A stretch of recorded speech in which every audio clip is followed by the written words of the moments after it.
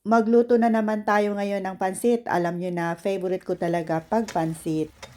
Pansit Canton, itong niluto natin ngayon. Napakasarap. So, unang-una ay stir fry muna natin itong ating mga gulay. Tulad nitong carrots at saka green bean. So, stir fry lang natin ng mga about 1 minute. And then, idagdag natin itong chopped cabbage. Ayan. So, ipagpatuloy lang po ang pag-stir fry ng mga another 2 minutes. At pagkatapos ay timplahan muna natin to ng asin para magkalasa. At pagkatapos ay hanguin muna natin to at isang tabi dahil ilalagay natin to mamaya sa ating pansit. So nagpainit lang tayo ng konting cooking oil and then igigisa na natin itong ating bawang. At isunod na din itong sibuyas.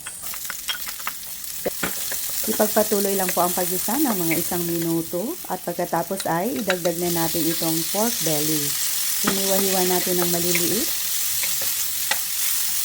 Lutuin lang natin to hanggat sa medyo brown na po at pagkatapos ay timplahan natin ng konting paminta at saka fish sauce ayon sa ating panlasa. Ipagpatuloy lang po ang pagluto hanggat sa lumabas na po yung kanyang natural oil.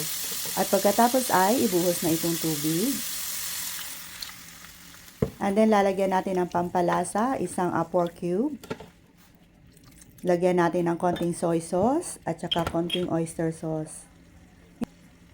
Hindi na po tayo maglalagay ng asin dahil medyo maalat na po itong ating pansit canton. So hayaan lang nating mag-boil at pagkatapos ay ilalagay na natin itong ating Chinese sausage. At isunod na din itong pansit canton. Naglagay din tayo ng shrimp at saka bell pepper. And then takpan lang natin to hanggat sa mag-absorb po yung kanyang liquid. At pagkatapos ay lalagyan din natin ng chopped spring onions. So paghalo-haluin muna natin ng dahan-dahan. So optional lang po to, nilagyan din natin ng konting sesame oil.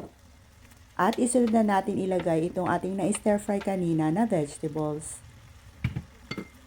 So dahan-dahan lang po ang paghalo-halo.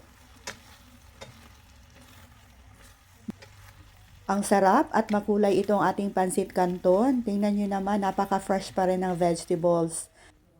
At iserve na natin to kaagad habang mainit pa. So, itry nyo na din itong lutuin mga mamshay. Talagang napakasarap po.